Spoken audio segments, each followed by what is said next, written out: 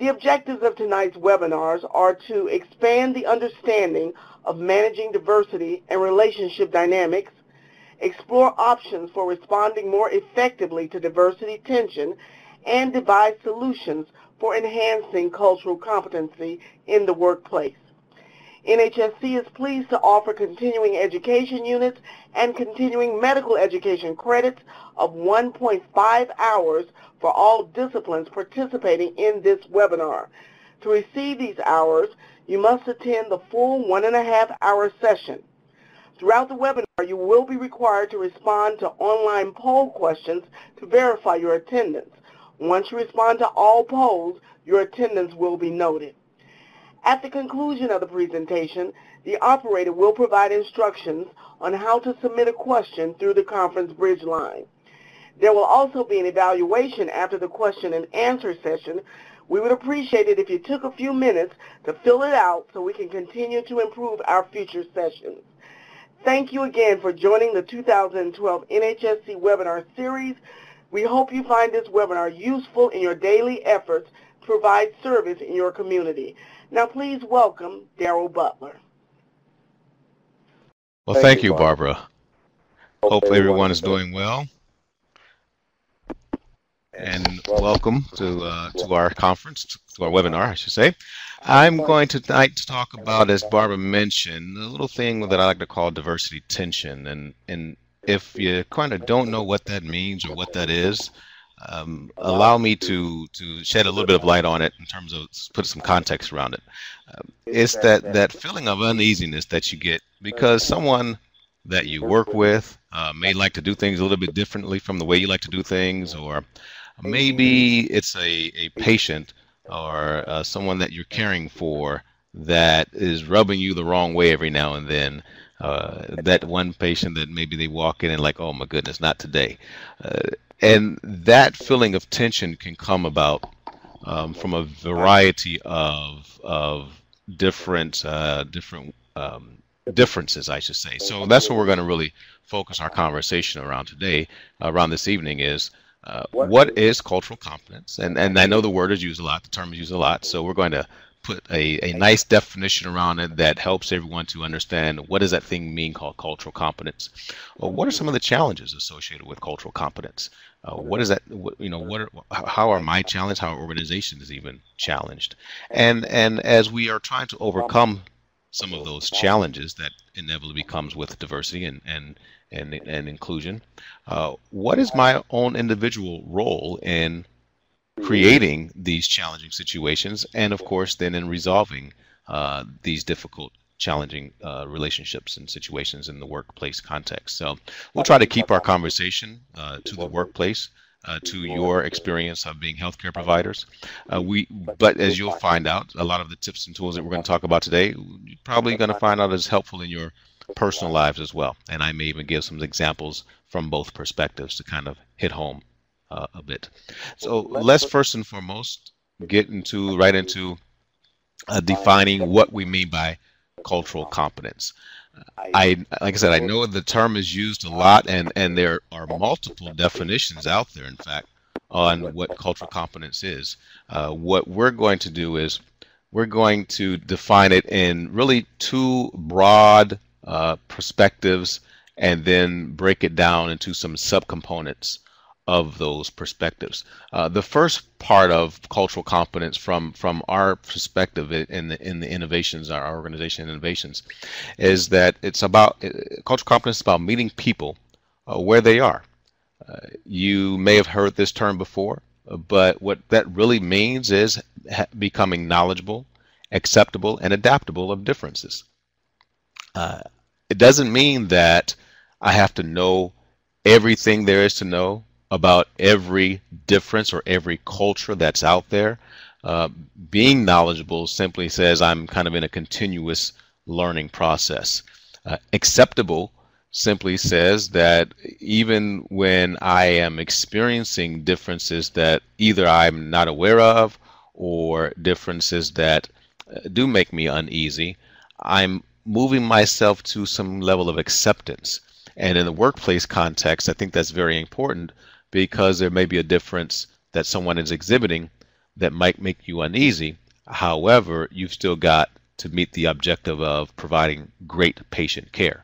And it's a matter of overcoming that moment of uneasiness so that you can accept what they're bringing to the table, meet them where they are, and meet the objective that you're there to meet. And that's where the adaptable comes in as well. Flexing sometimes our own style, not necessarily changing who we are, but simply flexing our style to meet someone else where they are. That's what we mean by meeting them where they are. And just a kind of a broad example of that is I am by nature very task oriented, but it turns out that I end up working with a number of relationship oriented people. I guess that's just the universe's way of testing my diversity and inclusion skill set.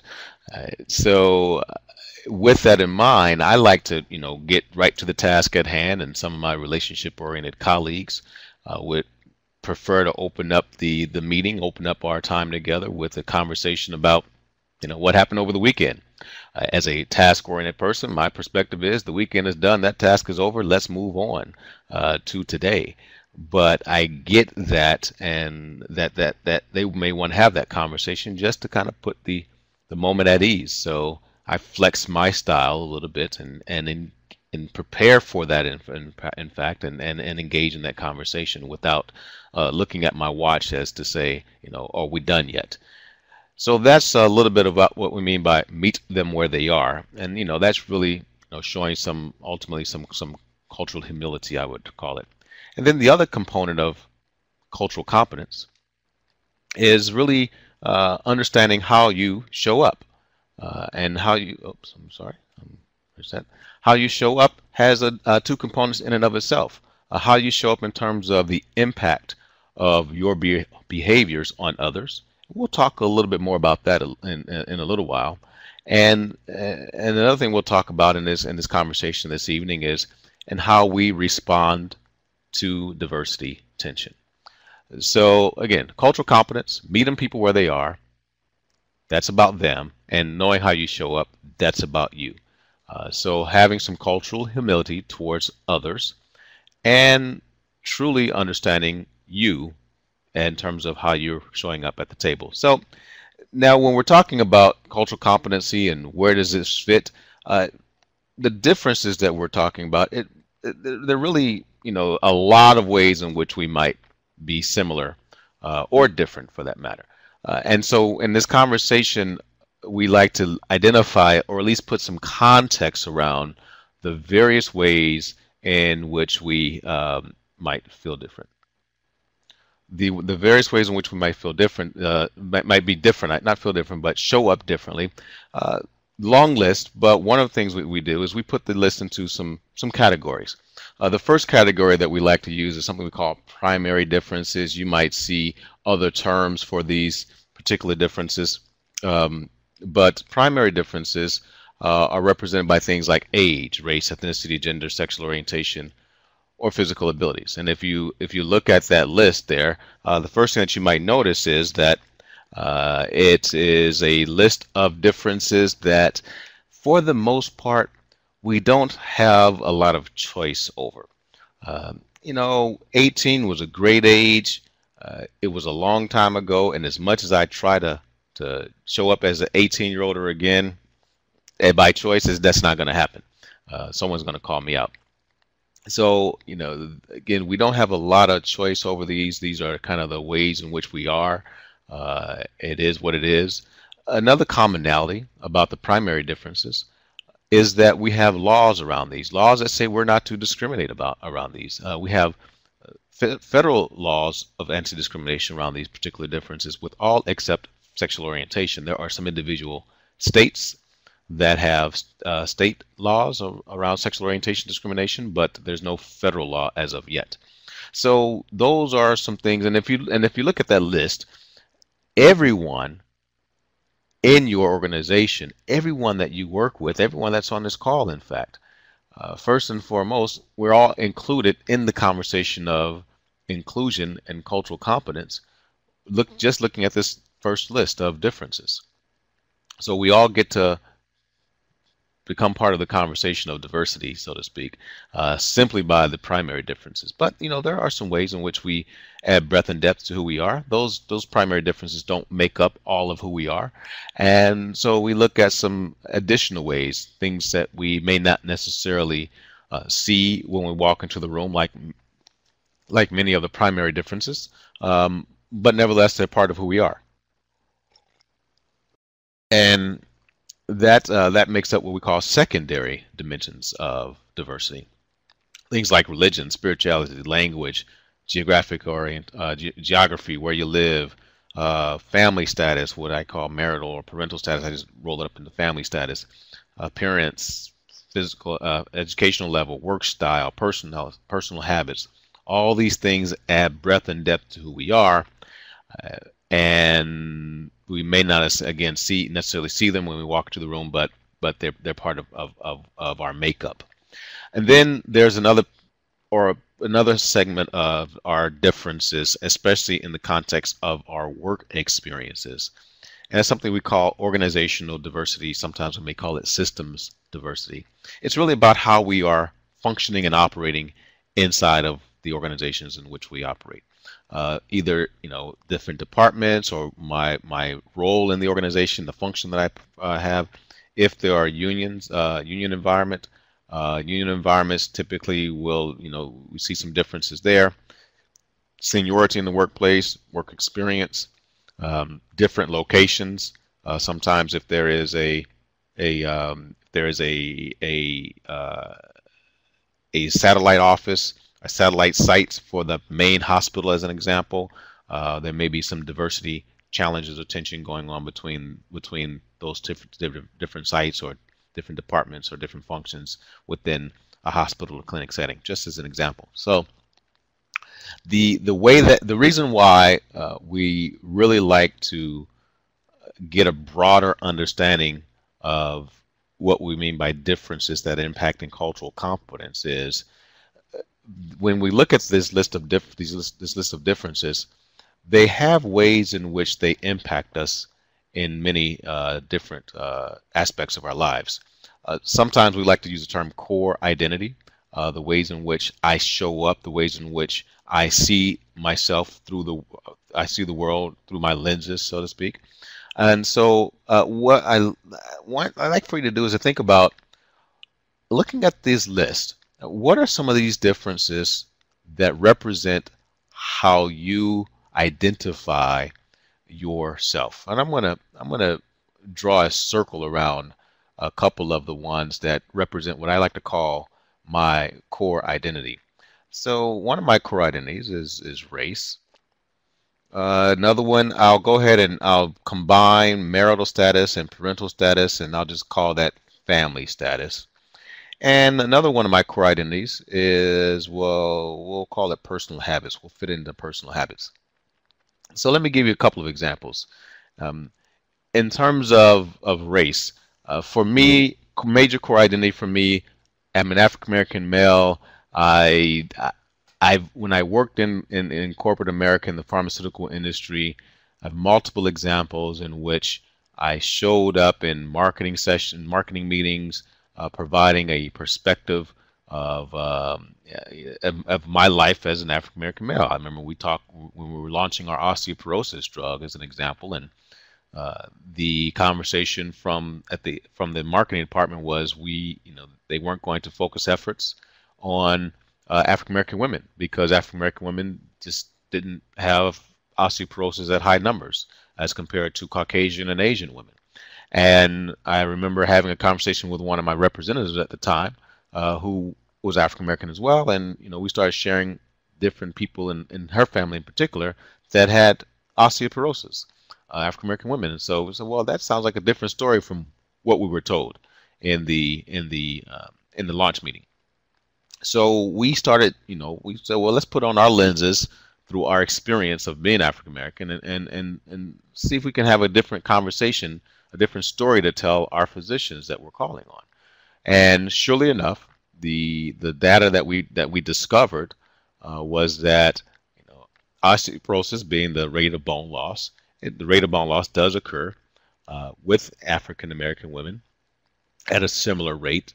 The difference typically is that African American women may have a longer, may have a higher bone density to begin with. And so that was a different story to have to go in and into a call for on a physician and share. I mean, it was, one story would have been, oh, doctor, the African American women in your patient population, don't worry about them and osteoporosis, so don't worry about this particular drug.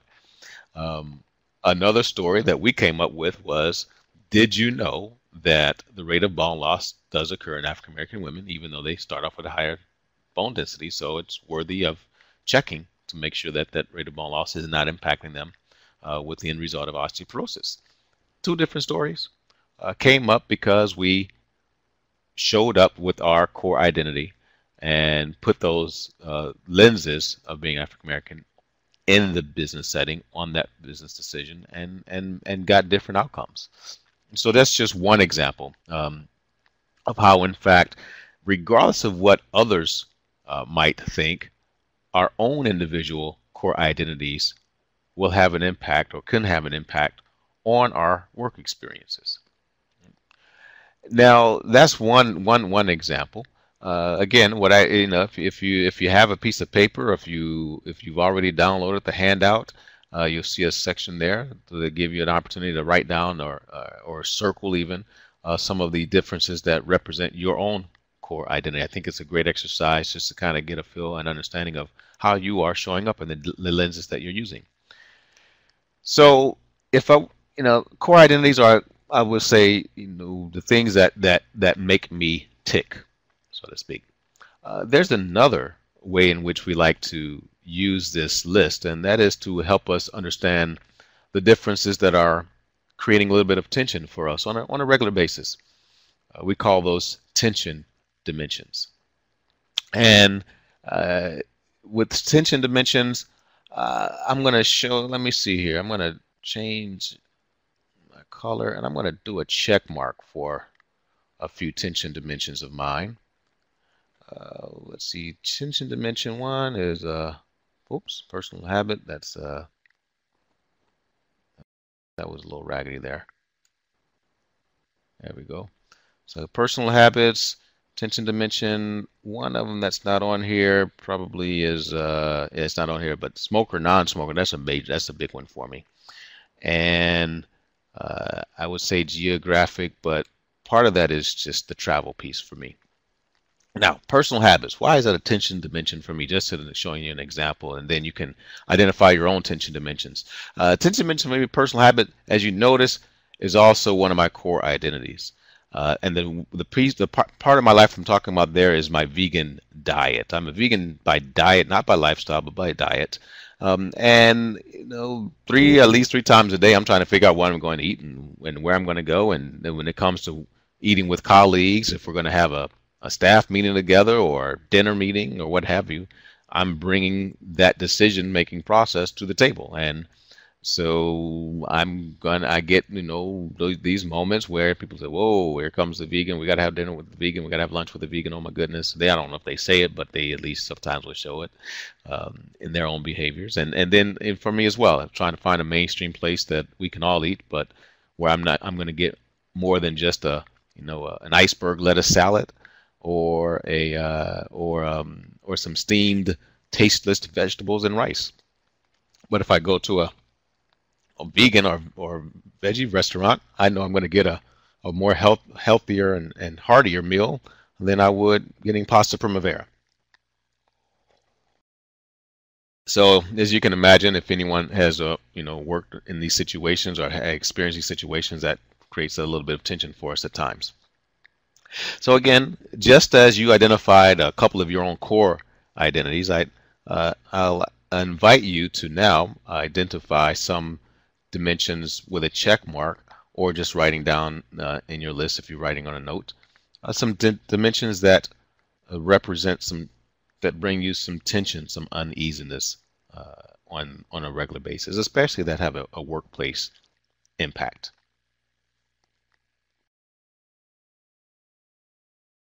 Give you a few minutes to jot those down. And we will come back to what you've listed in a moment there. And while you're working on that, let me give you a couple of other scenarios that we've heard, just to really kind of hone in on how these dimensions and cultural competency can have an absolute impact on our work experiences. So these are a couple of scenarios that we've heard about. One of them was patients in a predominantly Asian community. Their follow-up appointments were, set by the receptionist. Patients would say, "Yes, I can make it," and make the dates, and but would often not show up for the dates. So there was a compliance challenge in terms of showing up for appointments within this particular population. And again, putting on some cultural competent lenses on the situation, one of the physicians, I believe the physician, the provider was of Asian background as well, realized that part of the challenge was that it was simply culturally polite just to say yes when asked a question, even if a particular person wasn't sure or couldn't make the the appointment that was set by the receptionist. So, but again, the receptionist taking that initiative and saying, "Okay, we've got you scheduled now for this date." Da da da da. Yes, thank you. Was the general interaction. Once this issue was clarified, and I think a different approach was utilized by the receptionist, and that approach was getting more input from the patient as opposed to giving the patient the date, getting input to find out what was the best date for the patient. The no-show rate was significantly decreased. Again, a major impact on the business because, as you know, missed appointments can have an impact on our dollars, and accountants will tell you that. But addressing it through culturally competent lenses resulted in better results for the business. Another story, I really like this story. This is a story of a nurse practitioner who was originally from Cambridge, Massachusetts, who is now working in a coal mining community. And she'd been there for a little while. And there was one particular situation where she shared with us that she was called to help deliver babies at a farm across from the clinic. When she arrived at the farm, finding out that it was actually a pygmy goat farm, it was a pygmy goat that was having multiple babies. So, I guess her first thought, I'm going to make the assumption, was I am not a veterinarian technician. I am a people nurse. But she went with it anyway. She shows some adaptability. If you go back to our definition of cultural competency, she accepted the moment and adapted to the moment and really got in there and helped out deliver the baby. And lo and behold, sometime later, I think the particular that particular situation, the family, maybe I think later on ended up losing their farm or something like that. But they gave her a pygmy goat to a baby as a gift for their for her helping them out. So I don't know if anyone else has ever gotten a pygmy goat gift. I have not, but I can imagine that would be a way of her realizing, and then that was essentially the case, that she had been accepted by the community by showing her own acceptance and adaptability to a community that was very foreign to her. Some other traditions that she shared with us, if a baby had a earache, the father would pee in the ear, and she went with the approach at first of saying don't pee in the baby's ear. That wasn't working, so she just simply said, okay, if you got to pee in the ear, and then bring the baby to me so I can just make sure that the baby's okay. So again, showing that adaptability to help meet people where they are. And our final scenario is, I put this one in here because this was shared with us at one of the conferences, and it was a clinician with a history of alcoholism who had expressed some discomfort in attending the end of the year holiday party because liquor was being served at the party. And she didn't want the party to not happen. She just simply requested that she be able to excuse herself without, getting docked for pay or anything like that.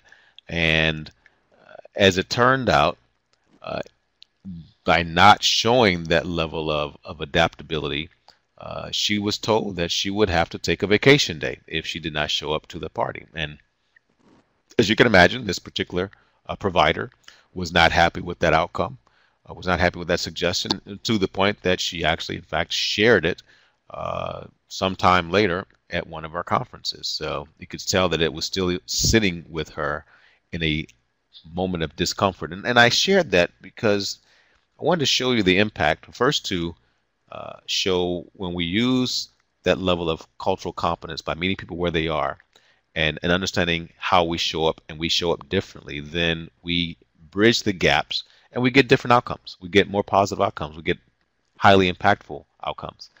When we don't show that level of cultural competence and meet people where they are and show some adaptability and get confused on the requirements that we'll talk about a little bit later, what happens is we might find ourselves in a situation where a colleague is still not satisfied. And as it turns out, employee satisfaction is actually a key component of better business results. So employee not being satisfied when we haven't applied cultural competence in its best way.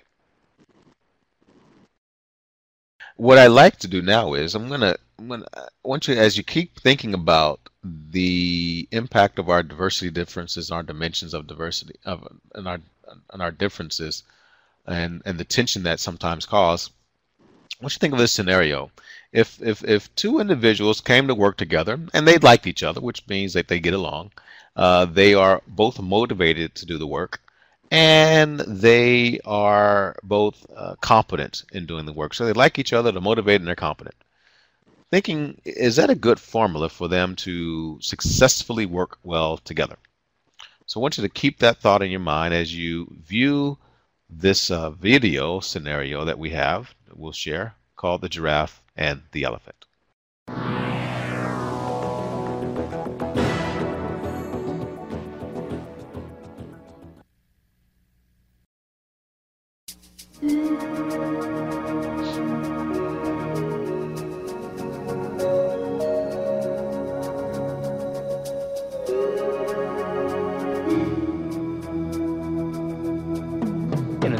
Community, a giraffe designed and built a new and exquisite home, especially for his family's needs. It was a home ideally suited for giraffes, with high windows that ensured maximum light and good views, while protecting the family's privacy. It had magnificent soaring ceilings, tall, stately doorways, and elegant, narrow hallways that saved valuable space without compromising convenience. The home was so wonderful, it even won the National Giraffe Home of the Year award. The giraffe enjoyed the home and went as far as to move his prestigious woodworking business into the home's spacious basement. Of course, the giraffe would settle for nothing less than a state-of-the-art workshop. So remarkable and advanced was the equipment in this shop, and so skilled a craftsman was the giraffe, that the giraffe's business quickly became the talk of the woodworking industry. Oh, he's the best. No, I taught him everything he knows about that. Unfortunately, the giraffe's growing popularity began to take its toll, and it became very difficult to keep up with mounting orders. Most days, it was all the giraffe could do to take a break or steal a breath of fresh air. I'll never get all this work done on time. I could lose clients. But it was during one brief break that the giraffe happened to notice another well-known craftsman strolling down the street. I know that elephant. We worked together building a play area for the elementary school last year. He's smart, organized, and an excellent woodworker. I wonder if the elephant would work with me. I need somebody to help me, someone skilled that I can depend on. Hello, elephant. Good day to you. If you have some time, would you like to come in? There's something I'd like to discuss. Oh, yes, it would be my pleasure, Giraffe.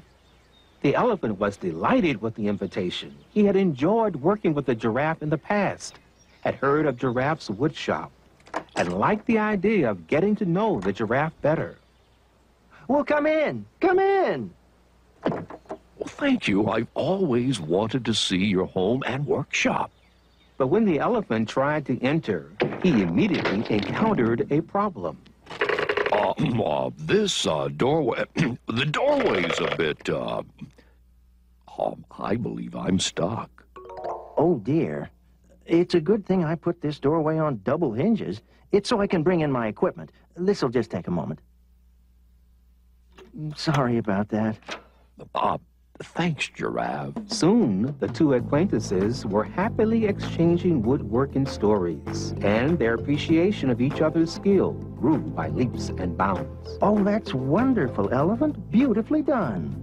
This equipment sure makes it easy. It was obvious that they got along very well. So well, in fact, that the Giraffe offered the Elephant a partnership on the spot. The Elephant quickly accepted. Work with the Giraffe would not only elevate his status in the industry, but would clearly increase his income. Honey, telephone. Coming! Oh, excuse me. I better take that in my den. Oh, of course. Well, I guess I'll get started. That would be great. My workspace is now your workspace. Left alone, the Elephant looked around and noticed a room full of raw wood. Say, I'll bet there's some more cherry wood in there. So he decided to investigate. Uh-oh. This is not good. I'd better tell Giraffe. Oh. Oh, no. The Elephant was very frustrated. Good heavens, Elephant. What happened? Are you all right? I'm very sorry, Giraffe. I was trying to get right to work and... Oh, I see the problem. That door was too narrow again. I guess we'll have to make you more flexible. What? Well, you know, there's an aerobic studio near here. I bet if you took some classes... Do it, wanna do it, feel the burn, wanna do it. Well, they do a lot of stretching and exercising. If we can get you to do a lot of that stretching part, maybe we can elongate your body. Yeah, well, maybe... Obviously, the stairs are too weak to hold your weight. If you go to a ballet class at night... Now up on those toes like a butterfly, up, up.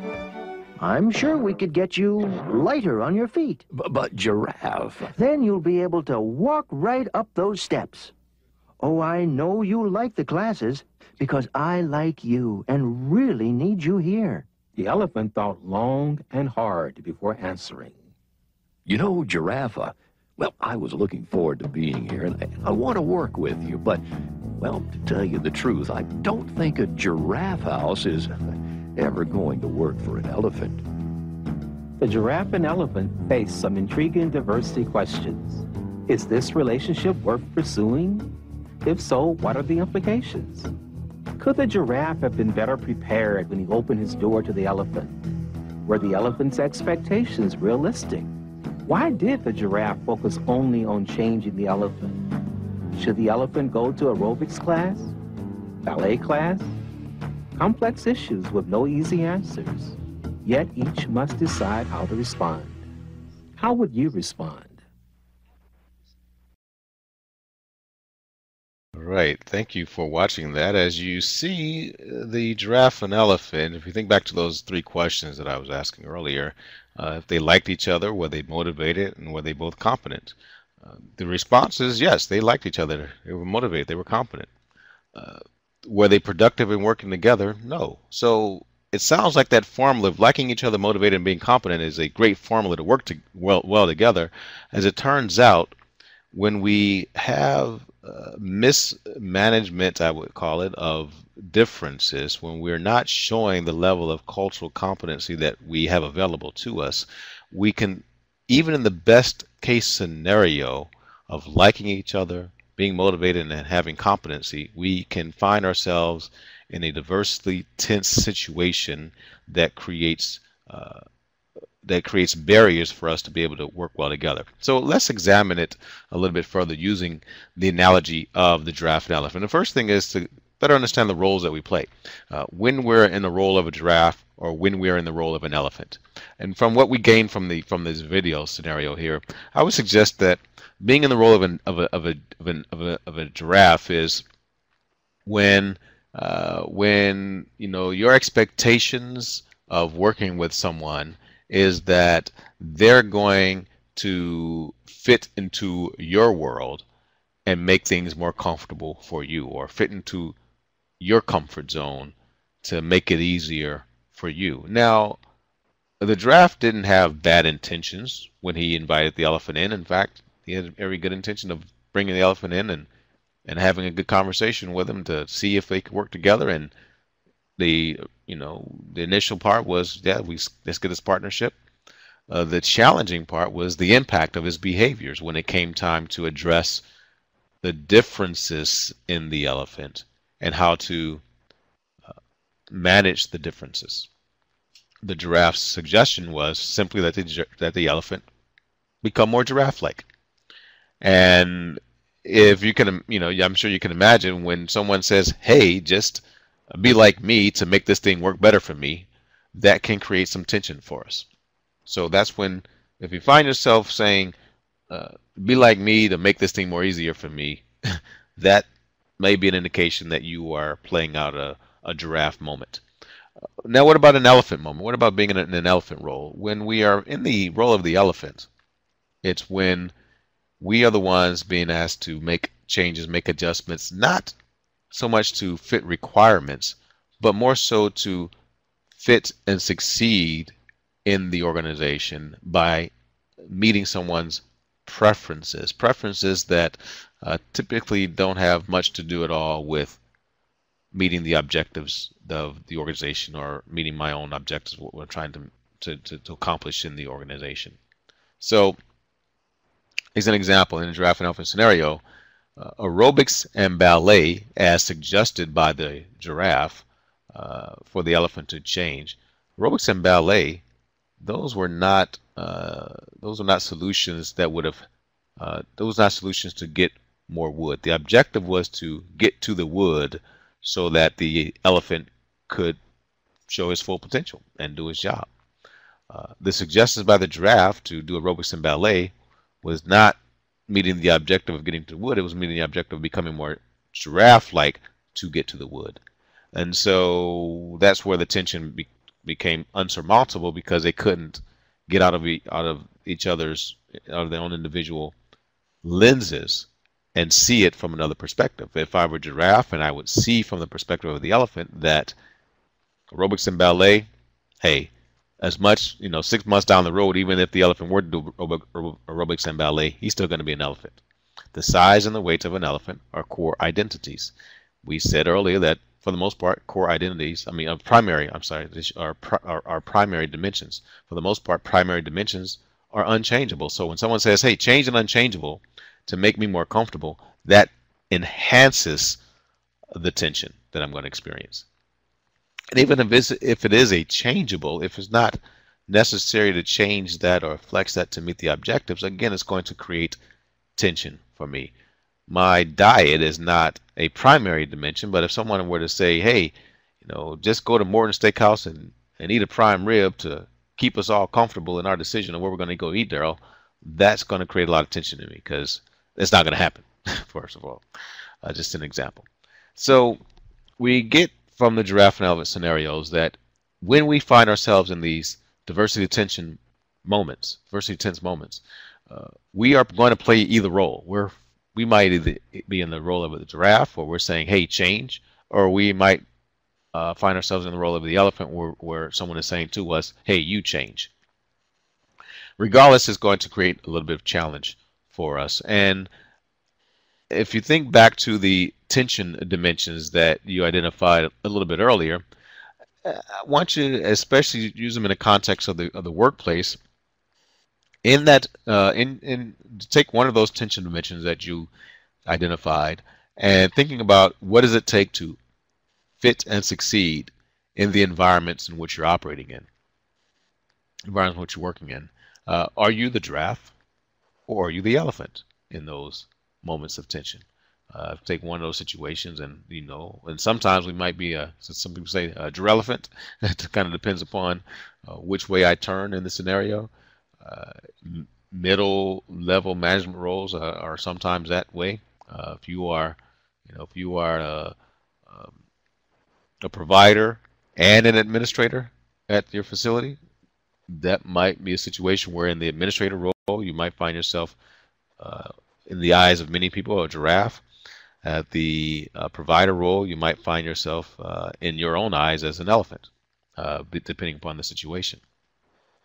So, again, how does that tension, how do those tension dimensions play out for you in those scenarios? And the other thing I would invite you to think about is, if you were to take one particular situation that is creating some tension for you right now or recently in your work experience, and list out what you think is necessary to have quality interpersonal relationships with the people that you're working with. You can use a particular scenario to kind of get your thoughts triggered and start listing out the things that you need for folks to make you have what I call a happy day. I mean, is it, people smiling at you the right way or shaking your hand the right way when you come into the clinic? Or is it people speaking the language that you prefer and the accent that you prefer? Or is it, talking about the shows that you watched last night? Whatever it is, whatever that list is, just start thinking about that list and jotting things down. What do you need to make things work well for you and have a happy day with the people that you're working with? And I'm talking colleagues, I'm talking customers, patients that you and people that you're interacting with within the community as well. And as you're making that list, let me continue on, because what we learned from the conversation with the giraffe and elephant and from our attention dimensions is that with diversity, we're going to get some diversity tension. Now, we typically look at tension as being a bad thing when we are stressed. That feels bad. When we are anxious, that feels bad. But tension doesn't necessarily have to be a bad thing. Tension might come even in the form of excitement. Excitement doesn't necessarily have to be a bad thing. I mean, if anyone, as an example, likes roller coasters, I love roller coasters. That that's a level of excitement that is great for me, but it's also tense for me. That the bigger that first hill, as we're going up that hill, the more tense. But at the end of that big first hill, for a person like me who likes roller coasters, the bigger the hill, the better the ride. But I was tense in the moment. For someone like my wife, who doesn't like roller coasters, doesn't even like to watch me and my little daughter on a roller coaster, she doesn't even want to watch us. She's like, oh, no, not at all. She wouldn't even get on a baby roller coaster when we were just at Disney on Sunday. So, for her, that's a bad thing. So I'm pointing this out because we want to stop looking at tension in and of itself as being a bad or a negative thing, especially when it comes to experiencing diversity tension. Because when we're experiencing diversity tension, we tend to want to run away from situations. We tend to want to maybe move that person to another department, to get them away from me, but put them on someone else. Hey, I've got just the person for you. He's great, kind of thing. I'm going to suggest that instead of running away from tension, we become more skilled at responding to diversity tension. And that is that second component of cultural competency, of knowing how you show up. How do I respond to diversity tension? So let's talk a little bit more about that, give you some tips, and then we'll get some questions going on how you can apply some of these tips to your own work experiences. So the reality is that we do sign up for tension by the mere fact that we decide we are going to work with somebody. We decided we're going to interact with someone. By default, that means we're going to experience differences because there's no one out there that's exactly like you. So the question is, again, how well are you going to manage the differences that you experience? One way that this shows up is, as we see in the giraffe and elephant, as we see in our own diversity situations, oftentimes we have this intent and impact gap. The giraffe had great intentions that we talked about, but the impact of his behaviors on the elephant, not so great. So intent and impact, if I'm the doer of the deed or the sender of information, the thing that I absolutely know for sure of these two elements is intent. I can make assumptions on impact, but what I absolutely know for sure as a sender is intent. The receiver absolutely knows for sure impact. Now, oftentimes when the impact is an insensitivity, we make the assumption that the intent was bad because what we felt was bad. And that's going to create some even more diversity and tension. So knowing that sender knows intent, receiver knows impact, and in real life these are very often quite different, we have to examine what creates the gap between the two. And we're in the suggestion that what creates the gap is our own personal filters or lenses. Our life experiences make up our filters. Our core identities that we talked about earlier make up our filters. So what this model tells us is that the exact same situation might have completely different outcomes depending upon the lenses that interpreted the situation. That's why if you've ever been in a meeting and you're walking out of the meeting and your colleague got something completely different from what the speaker said versus what you got, because you are looking at it through different lenses. Or if you've ever read an email and you're thinking, wow, what are they talking about? Why are they going off on me? And you forward that email to someone else and they respond by saying, what are you talking about? They're not going off on you. Those are lenses playing out. I'll give you a perfect example. I'll take one sentence. This sentence is, I didn't say she stole the book. That's the sentence. Now, one person might read it as saying, I didn't say she stole the book, which implies that someone else said she stole the book.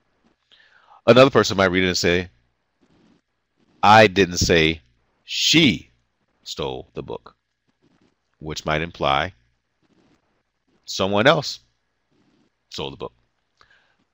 Another person might read it and say, I didn't say she stole the book, which might imply she stole something else. Again, same sentence, completely different interpretation because of the lenses that it goes through. And this is happening every day, every minute of the day, as we are experiencing colleagues, patients, people in the community, friends, family, kids in the house, whatever have you. So we want to start closing the gap on the intent versus impact, and I'll give you a couple of tips on that in a moment.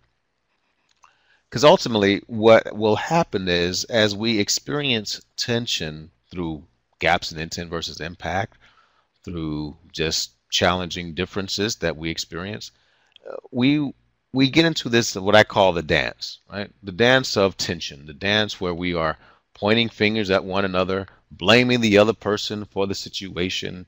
The elephant is blaming the giraffe, and the giraffe is blaming the elephant. And in reality, as we know, we have three fingers pointing back at ourselves to remind us of our role in the dance. What am I going to do differently in this situation? That's the value of those three fingers pointing right back at me.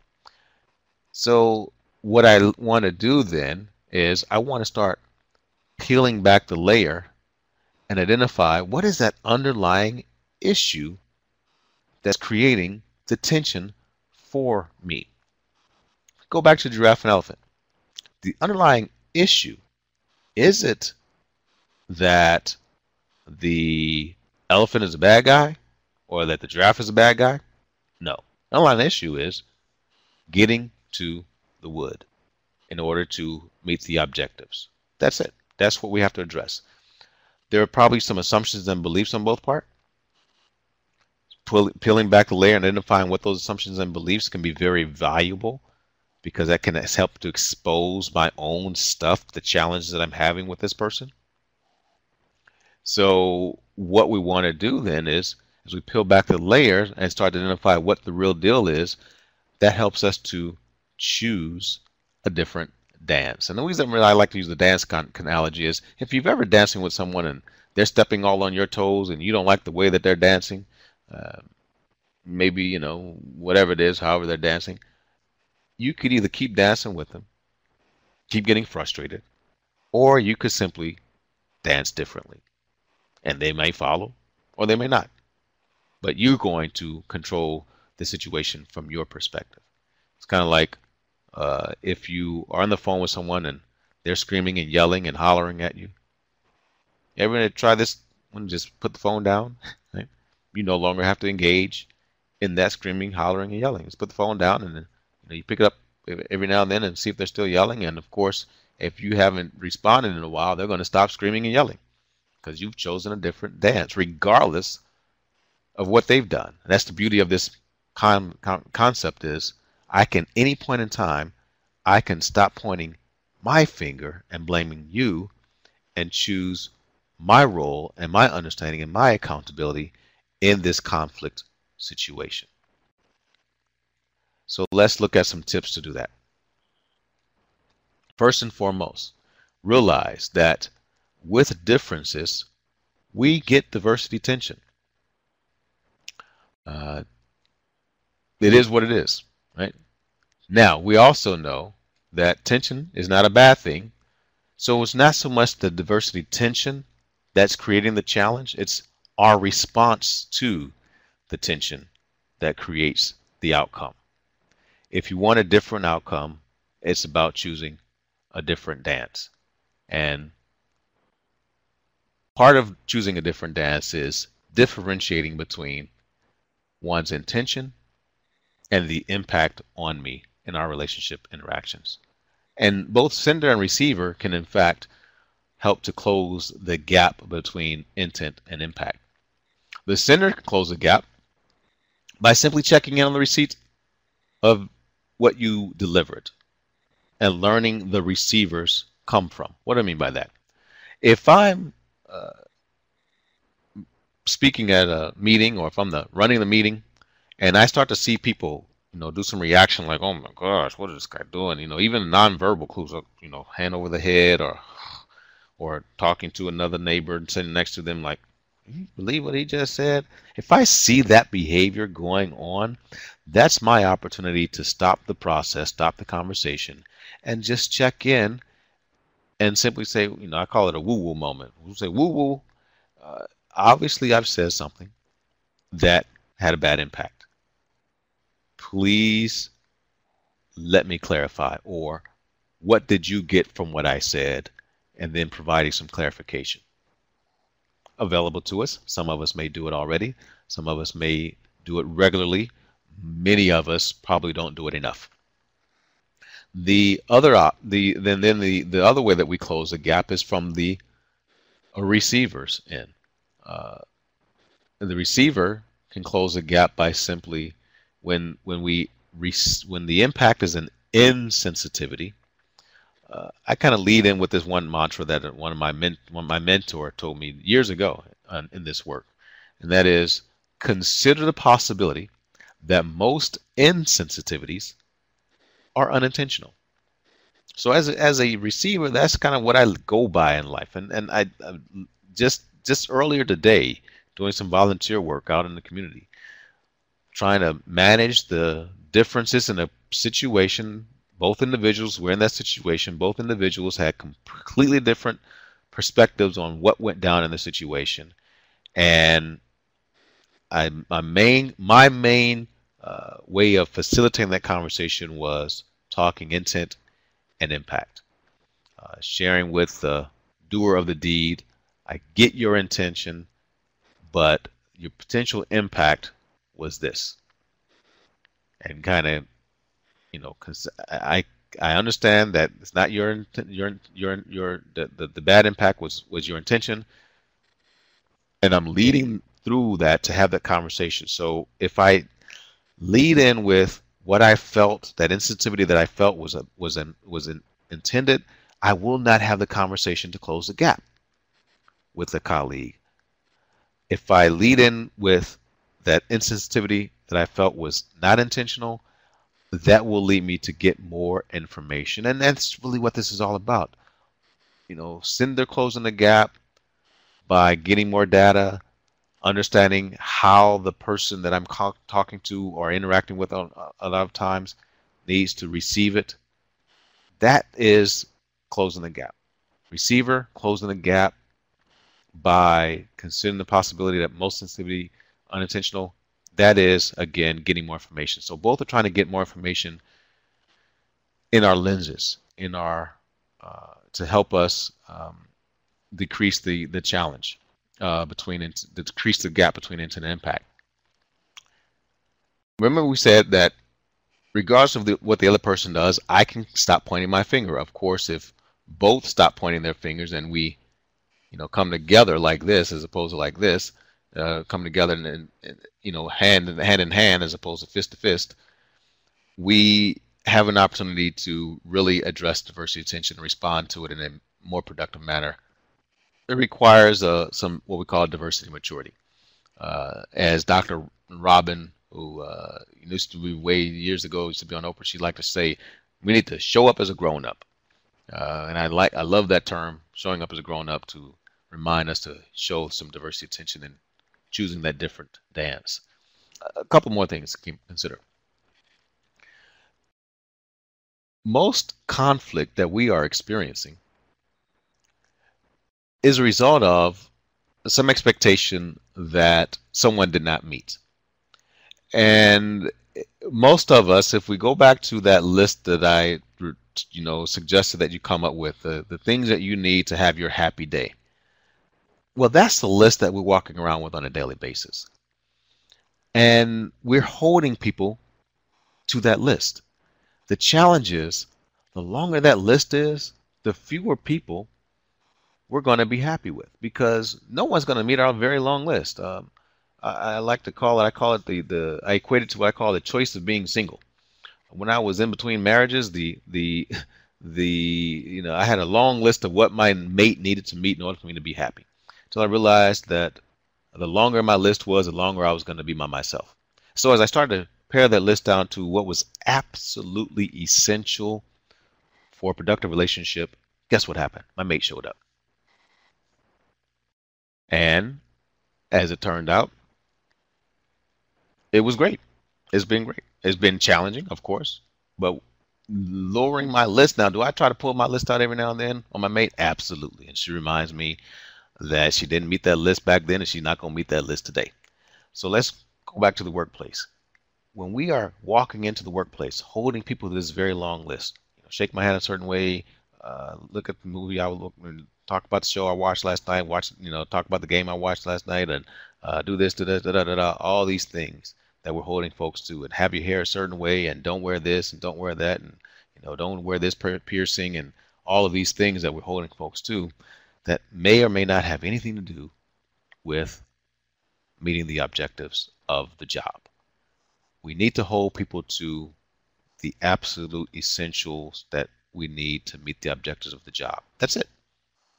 And that list gets very, very short. And that's a list that you may have a conversation about when you get back to the workplace and start talking about, what are our absolute requirements, and start to differentiate those from these preferences that we like to have. And when someone starts talking about, well, I don't like my cousin, she was interviewing for a physician position to fill at her clinic that she was managing. And she called me up and she was like, Daryl, this guy, he's great on paper. This guy is fantastic. But it was just something about him that I didn't like. I told my cousin, I said, what's going on there is that he's violating your personal preference. The next question was, is violation of your personal preference grounds for not hiring this individual? And she had to get to the point where she answered the question, no, it's not. I've got to focus back to, does he meet the requirements of the job? And that's what drove her to actually suggesting that the position get hired on board. And the position turned out great. Did she have to work with her own diversity attention with the physician? Absolutely. But the impact of that physician on providing patient care was fantastic. Take ownership. Take ownership for my role in the dance. That's about peeling back the layers a little bit differently and saying, this person that I'm experiencing tension with, what am I ultimately believing about this person? what's driving my my challenge with this individual, especially when they don't meet some expectation. Because when someone doesn't meet those expectations, I start to come up with some ideas in my head about why they didn't meet the expectation. Oh, yes, because they're old. It's because they're young. It's because they're from this community. It's because from their community. It's because they didn't speak, proper English. And it's because whatever. I start pulling up all of these diversity things, pulling up all the cards, so to speak, and the beliefs that I have about that particular difference. And I've got to really address that and say, how am I playing out these beliefs in my actions toward the individual? And then I've got to say, I'm going to do something differently. I'm going to move beyond my comfort zone, get some more information on this individual, maybe some way establish a different kind of relationship with them, go out to lunch with them to get some more information on them. And not saying information to intel against them, more so information to get to know them in a different way, so that my lenses, otherwise tainted towards them, become much clearer towards them and what they can do for how we work together to provide great patient care. That's what it was about. That's what we mean by choosing that different dance. So as we move towards cultural competence, we want to value the differences that people are bringing to the table by meeting them where they are and seeking validity in the different perspectives that everyone has to offer. Does that mean that we're going to embrace every difference that people bring into the workplace? No. But it does mean that we will differentiate those differences, and those differences that add value to our ability to get the job done, to providing great patient care. Those are the differences that we're going to embrace, integrate, and utilize. Most of the other differences don't have an impact, and we're simply just going to learn how to manage those. Understand how we show up, and understand and challenge my beliefs and assumptions and expectations when I find myself in conflict with someone or with some diversity tension with someone in the workplace. So value and understand with compassion. That's about listening with the willingness to be influenced. If I'm going to engage in a conversation to help close the gap between intent and impact, as an example, I need to show up with the ability to be influenced by the information that my colleague is going to share, that patient is going to share. When the receptionist learned of the need to not suggest a date, but merely ask about possible dates, that adaptability and flexibility happened because that receptionist was willing to be influenced by a new way or a different way of making appointments. And they got better results as an example, as a result. So I'm going to conclude my formal portion and say thank you. These are ways in which you can reach me, and we're going to open And at this for time, if you would like questions. to ask a question, press star, then the number 1 on your telephone keypad. Again, that is star 1 to ask a question. We'll pause for just a moment to compile the Q&A roster.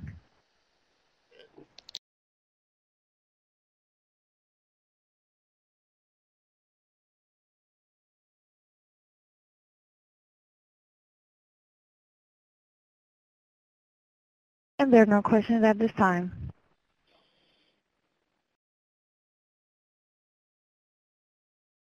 Just want to make sure no one else has a question before we conclude tonight. Are there any other Sure. questions?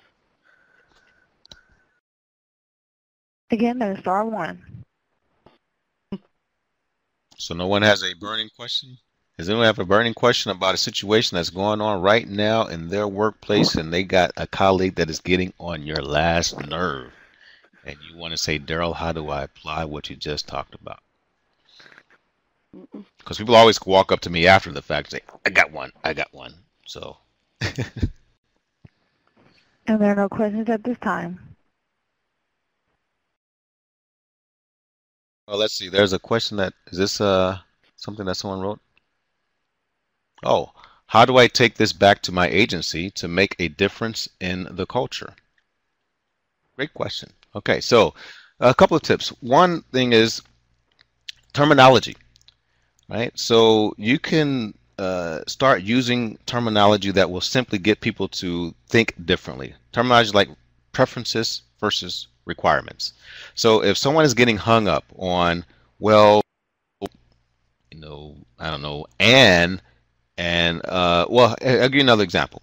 There was an African American patient who made a complaint about two Latina nurses who were speaking in Spanish in the exam room. And the African American patient made the complaint saying that they thought that the nurses should only speak Spanish. Well, my response to that situation simply is this: what's the requirement? What's the preference? If the requirement is to speak in a way in which the patient understands when speaking to the patient, then you may have a requirement of, when talking to the patient, you speak in English. But when talking to each other, what was playing out there is that patient was having a moment of infusing her preference on the situation, because the two individuals turn towards each other and start talking to each other, and probably talk to each other in their comfort zone language. So using the terminology, is there a requirement for them to turn to each other and talk to each other in English, or is there a requirement for them to turn to each other and talk to each other in a way that helps them understand each other as best as possible in that moment? If that's the requirement for them to communicate, to help each other understand each other, to whatever it is, go get the item that needs to be gotten out of the locked cabinet, I need to talk to you in a way that I understand you. So, and I always take that back to, if I were in Germany and my German is a little bit challenged, it's never going to sound like the German's German. But if another colleague comes in from America, and when we're talking to each other, we're probably going to speak to each other in English, because that helps us to quickly understand each other. When we turn around and talk to our German colleagues, we're going to speak to them in our form of German. It's not going to be the best German, and I hope that they would, be patient with me. So using the terminology, that's how one way you can take that back to your agency. In terms of using, preferences, are we making decisions on preferences, or are we making decisions on requirements? I hope that helps. All right, we have another question from Lisa, and this is, let's see, I work in an environment where there is a great deal of ethnocentrism. All undesirable behavior, problems, rudeness, unfairness is attributed to historical trauma. This is very stressful and makes it almost impossible to make changes in the environment. Do you have any suggestions? I try to be tolerant, patient, and understanding, but it is really getting to me. Great. All right. So, I'm going to make the assumption that by ethnocentrism, you're simply saying that, my ethnicity is better than your ethnicity, and that kind of thing, and all the tension that comes with ethnocentrism. And the challenge is, it sounds like there's some historical challenge associated with that. My suggestion in these types of environments is focusing again on goals and getting people to understand that there may be an opportunity in this environment to get an understanding of differences, cultural differences. That might just come about by having some activities that help us to gain more awareness of the value of the different ethnic cultures that are in your work environment. Because sometimes, that whole "I'm better than you are" kind of thing is playing out because someone has felt slighted in the past slighted of their culture. So when environments give people an opportunity to celebrate their cultures, and across the board in a very inclusive way, sometimes that eases the tension of, I don't get to celebrate my culture in this environment, and you provide a platform to celebrate cultures. to get us to better understand each other and get to an environment where then we can work better together. What you don't want to do, though, is you don't want celebration of cultures to become the diversity strategy for the environment. Celebrating of cultures is part of diversity strategy, and that's the understanding differences part, but there's also the work environment differences part. So if we take giraffe and elephant as an example, I would say that, you know, giraffe and elephant having a cultural celebration moment or a cultural awareness moment of, you know, hey giraffe, I'm an elephant, aerobics and ballet, not going to make me any smaller, not going to make me lighter on my feet. Let me explain that to you, da da da, whatever have you. That's that part of, but ultimately they had to get to creating an environment where both could fit and succeed. So talking about and understanding each other's differences is a part of it. Making some adjustments to the house is another part of it, which means we have to start looking at what are our policies and practices inside of the organization that are making people tense and getting in the way of us more effectively working together in the giraffe and elephant scenario to get to the woods. So in this case, they were going to ultimately need to widen some doorways and reinforce some stairways so that we not only fit in the door, but actually succeed in the hallways. And that's what you ultimately want to do in that environment. And you're going to have to probably find an advocate that will that's going to be willing to make some of those adjustments. I don't know if that. Do you have any other helped, questions? Lisa. And then no questions over the phone lines.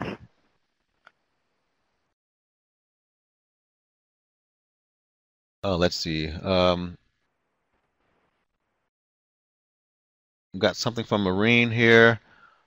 A relatively new tension that seems to have been introduced is with the implementation of EHRs with older physicians who do not type well, are not used to looking things up on the internet, and now having to be more actively involved in billing and coding. What insights can you provide? Yeah, so that's where adaptability and acceptance comes in terms of those older physicians. I don't know.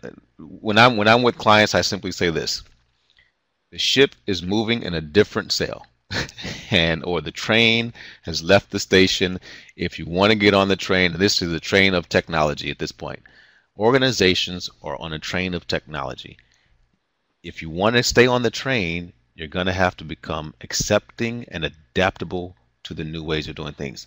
The flip side of that, though, is that the organizations, again, have to provide the support for those folks who need to make some change and need to change well outside of their comfort zone. So you've got to have the support there from the organizational standpoint, and you've got to have the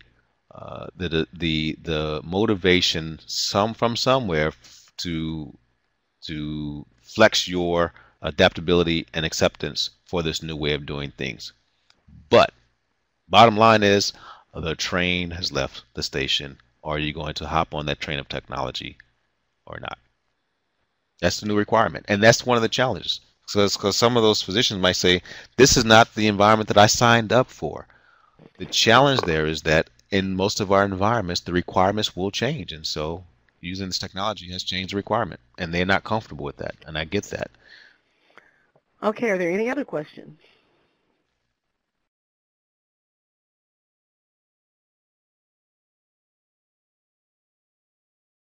All right, well, we'd like to thank all the participants for asking the questions, and thanks to you, Mr. Butler, and all the NHSC webinar participants. At this time, we'd like to ask you to take a moment to fill out the on-screen evaluation. Your opinion will help us further develop these webinars. Again, thank you for participating tonight, and have a good evening.